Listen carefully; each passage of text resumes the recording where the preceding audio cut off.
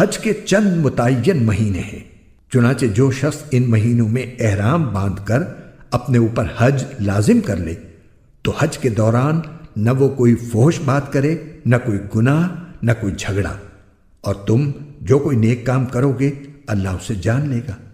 اور حج کے سفر میں زاد راہ ساتھ لے جایا کرو، کیونکہ بہترین زاد راہ تقوی ہے۔ اور اے عقل والو، میری نافرمانی سے ڈرتے رہو۔ تم پر اس بات میں کوئی گناہ نہیں ہے کہ تم حج کے دوران تجارت یا مزدوری کے ذریعے اپنے پروردگار کا فضل تلاش کرو۔